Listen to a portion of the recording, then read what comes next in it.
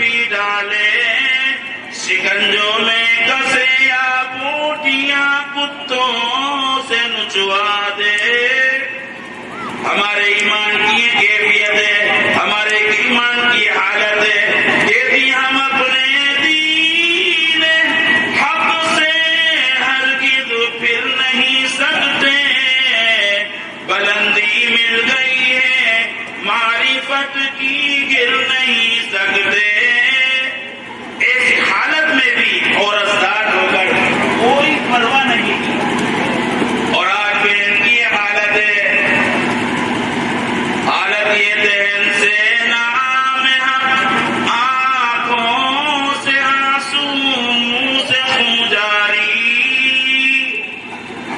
دہن سے نام حق، آنکھوں سے آنسو، منہ سے خون جاری، عمر کے دل پہ اس نقشے سے عبرت ہو گئی تاری۔ پوچھتے میری بہن تو نے تو میرے سامنے کبھی کلام نہیں کیا، تو میرے سامنے کبھی بولی نہیں، آج کس چیز نے اتنی جرأت دے دی، اتنی اسپیچ داخل کر دی، آج مجھے چیلنج کرتی ہے، علل اعلان کہتی ہے کہ تو مارتا جائے گا، میں باہر کھاتی نہ کروں گی۔ پیچھے کو ہٹ کر بیٹھ گئے اور فرمایا فاطمہ میری بہن اب تو دکھا دے وہ کیا پڑھ رہی تھی۔ ایسے وقت میں بھی قرآن کریم کا تقدس ملحوظ ہے۔ فاطمہ بنت خطاب کے کپڑے پھٹے ہوئے، آنکھوں سے خون جاری ہے، منہ سے خون جاری ہے، ادھر خاوند پہ ہوش ہوا پڑا ہے، ایسی حالت میں بھی کہتی ہے بھائی جان میں تمہیں دکھا تو دیتی مگر تم کافر پلید ہو، اور قرآن کریم میرے اللہ کا مقدس کلام ہے، پاک ہے، وہ پاکیزہ ہے۔ فرمایا میں پاک کیسے ہو سکتا ہوں؟ تو حضرت فاطمہ فرمانے لگی بھائی جان میں پانی لے کر آتی ہوں، قربان جاؤں فاطمہ بنت خطاب تیری ایک ایک ادا پر پانی پلا رہی ہیں، خون بھی تھوک رہی ہیں، اور پانی لانے کے بعد حضرت عمر کے اوپر ڈال رہی ہیں، اور آسمان کی طرف کو جھولی پھیلا دی، فرمانے لگی ہوں میرے پروردگار باہر پانی ڈالنا تو میرا کام تھا، اندر کو تو پاک فرما دے۔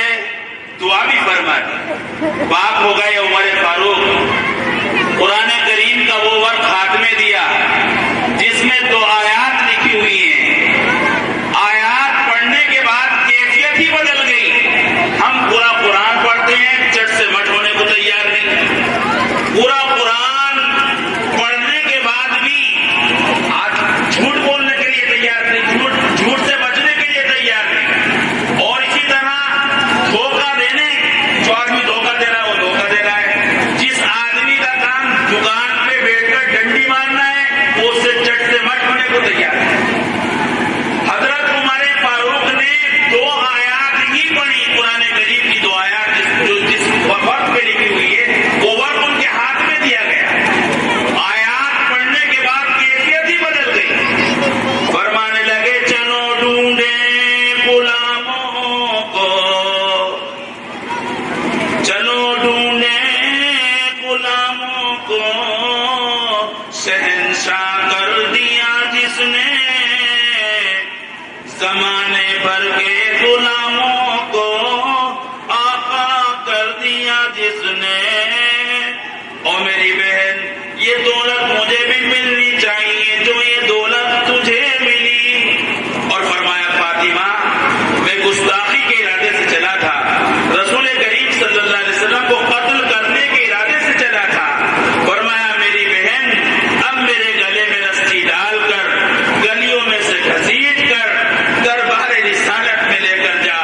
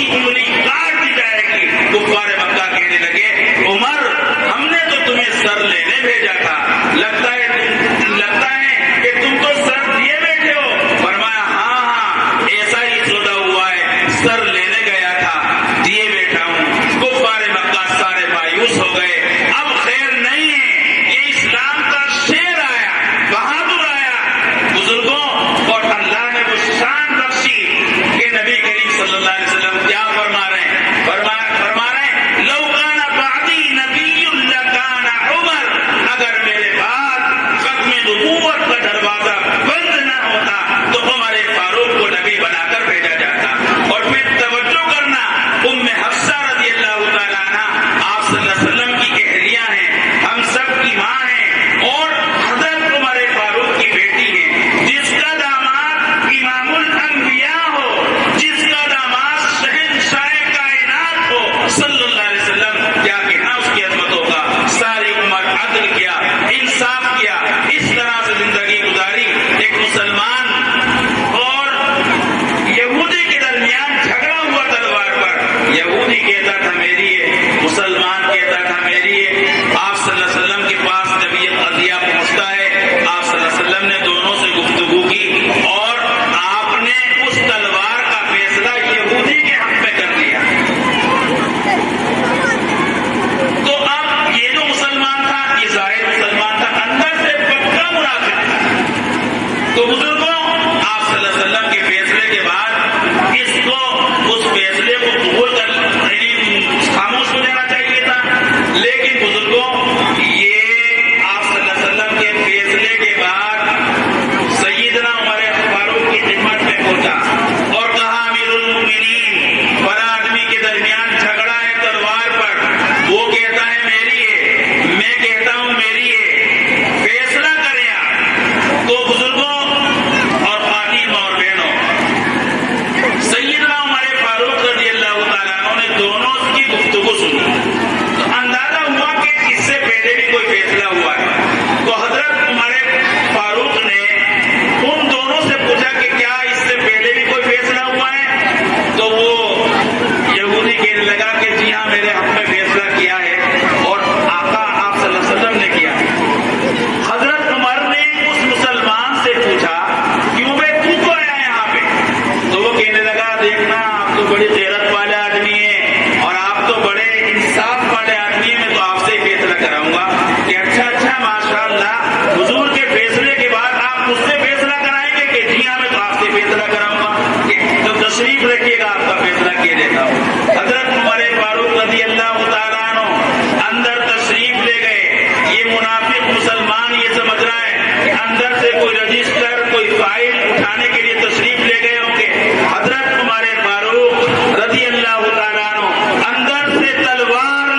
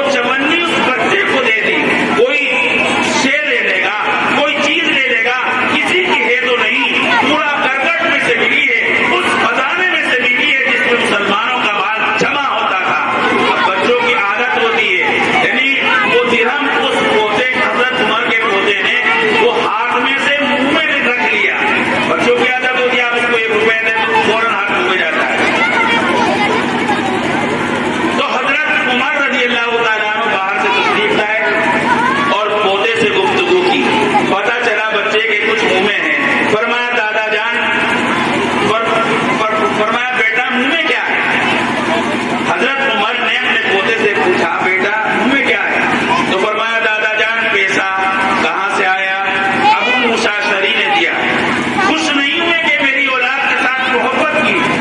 یہاں آج کل ہمارے بچوں میں سے اگر کوئی کسی کا پاکٹ مار لائے، پاکٹ مار کے لے آئے، یعنی چرا رہا ہے، یعنی پاکٹ مار رہا ہے، موبائل چرا رہا ہے، عورتیں بڑی خوش ہوتی ہیں ماشاء اللہ چلو بچہ ہمارا اس لائق تو ہوا. یہ کانٹریکٹ ہو جایا کرے گا اسمارٹ فون کے اندر. اور اسی طرح سے اگر ہمارا بچہ یعنی گالی دیتا ہے تو عورتیں بڑی خوش ہوتی ہیں کہ الحمدللہ چلو کچھ بولا تو صحیح. تو یہ ہے حضرت عمر فاروق رضی اللہ تعالیٰ عنہ نے بلوایا ابو موسیٰ اشعری رضی اللہ تعالیٰ عنہ کو اور کہا ابو موسیٰ تجھے اس زمین کے اوپر آسمان کے نیچے میری اولاد سے زیادہ کوئی ذلیل نظر نہیں آیا.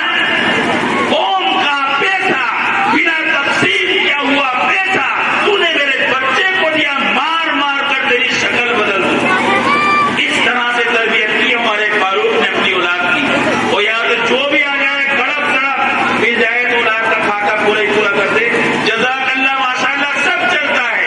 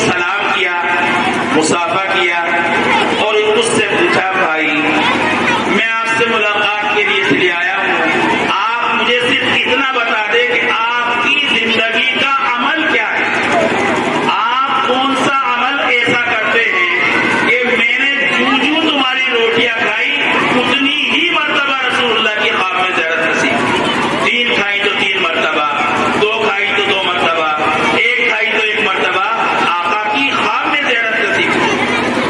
तो ये आदमी कहने लगा, मौलाना परसों जब आप यहाँ तशरीफ लाए थे, मेरा भी, मेरी बीवी का भी, मेरे छोटे से बच्चे का भी 3 दिन का फाका था। मैं मजदूरी करके आया, इतना आटा बनाता 3 रोटियां हुई, चेहरे से मुझे पता लगा कोई साहिब निस्बत है, अल्लाह वाला है। तो मौलाना मुजफ्फर हुसैन कादेरी फरमाने लगे, वो आदमी कहने लगा, चेहरे से पता लगा कोई अल्लाह वाला है। तो मैं अपनी रोटी आपको देने के लिए चला। तो बीवी कहने लगी, अल्लाह वाले कहाँ चला है? मेरी यानी मस्जिद में एक मुसाफिर है, उसको अपनी रोटी देने के लिए चला हूँ। तो बीवी कहने लगी, अल्लाह वाले मुझे, तुझे भी जन्नत चाहिए तो मुझे भी चाहिए, मेरे नाम की भी ले जा। और मौलाना मेरा छोटा बच्चा भी आया, दौड़कर आके मेरे गले में हाथ डाल के लिपट गया और कहने लगा, मुजान आप अपनी रोटी अल्लाह वाले के लिए लेकर के चले हो, मेरे नाम की भी ले जाओ। मौलाना मैंने भी, मेरी बीवी ने भी, मेरे छोटे से बच्चे ने भी चौथे दिन का भी फाका किया और मैं आपको 3 रोटियां लेकर के आया। दूसरे दिन मैंने और मेरी बीवी ने फाका किया और बच्चे की हालत नासाज थी, उसके नाम उसको लाइट के 2 रोटी लेकर आया और तीसरे दिन बीवी की हालत नासाज थी, मैंने छठे दिन का भी फाका किया और आपको लाकर रोटी दी। और कल इसलिए कहा कि आप तशरीफ न रखिएगा, कल को मुझे अपने ऊपर भी एतबार नहीं, कहीं मेरा पैर न फिसल जाए। तो कम से कम 3 अल्लाह वालों को रसूल करीम सल्लल्लाहु अलैहि वसल्लम के ख्वाब में ज़ियारत नसीब होती थी। इसलिए आप अपने बच्चों की तालीम और तरबियत का खास एहतमाम करो और अक्ल हलाल थोड़ी हो, हलाल की हो। बुजुर्गों की अल्लाह के यहाँ बुजुर्गों दर्जात के बुलंद होने का भी सबब है और बुजुर्गों दुनिया व आखिरत में सुकून का सबब है। अल्लाह मुझे भी आपको भी अमल की तौफीक अता